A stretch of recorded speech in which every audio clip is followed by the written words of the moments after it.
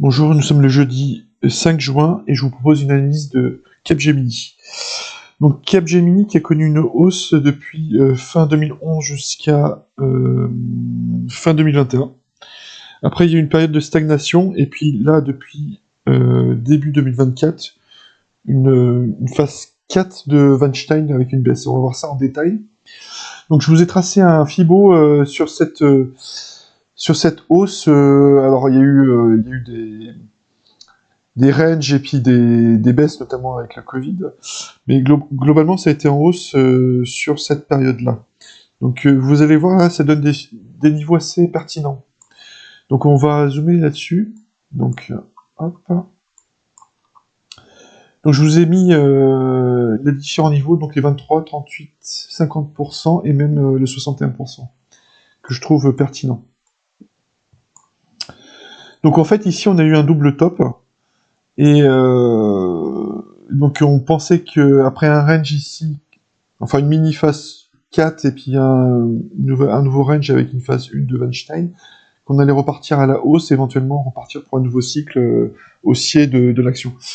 Et il n'en a été rien parce qu'en fait on a donc ça en hebdo, donc on a un double top ici et un M ici qui était tracé, donc un double top mais plutôt on va dire local au niveau temporel. Donc on voit clairement que la moyenne mobile 30 semaines ici est complètement baissière.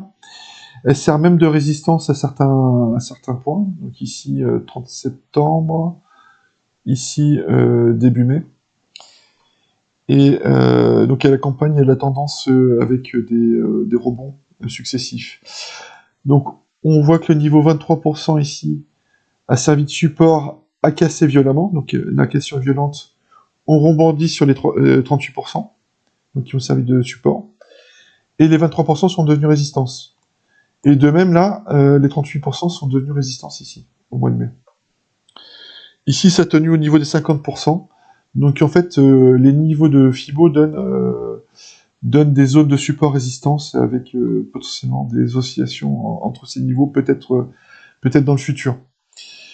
Ce que je voulais vous dire aussi, donc effectivement là, donc les 38% sont devenus résistance et donc a priori on se dirige encore, enfin la baisse continue, et donc peut-être les 50%, à voir s'ils vont tenir.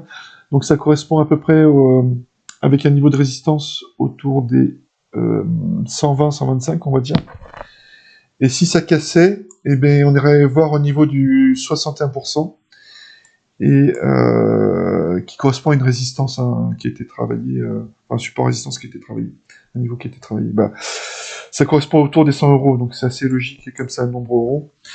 Et justement, en fait, ces 100 € correspondent en fait à la profondeur du double top. Donc là, en pointillé noir, je vous ai mis la ligne de coup qui a été cassée.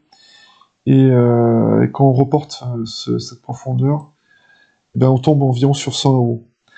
Donc potentiellement là dans les prochaines semaines, enfin plutôt prochains mois vu l'unité temporelle, ben en fait l'objectif théorique c'est les 100 €. Donc surtout si les 50% cassent là, voilà. Donc très baissier sur Capgemini, on est aujourd'hui à 147 €, donc potentiellement une baisse de 50% à venir. Donc voilà, si vous êtes investisseur long terme, surtout n'entrez pas à l'achat dans cette tendance baissière là, vous seriez contre tendance. Voilà ce que je vous avais à vous dire. Oui, au niveau RSI, ben ça se confirme aussi. Au niveau hebdo, on est baissier. Et puis ben il n'y a pas vraiment de tendance de stabilisation, c'est-à-dire que le RSI suit la tendance. Donc on aurait pu espérer un arrêt de l'hémorragie, mais en fait c'est pas le cas.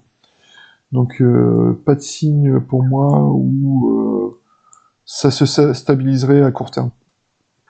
Voilà, c'était tout. Faites attention sur les marchés, surtout sur ce type d'action. Donc voilà. Voilà. À bientôt pour une nouvelle vidéo. Merci. Au revoir.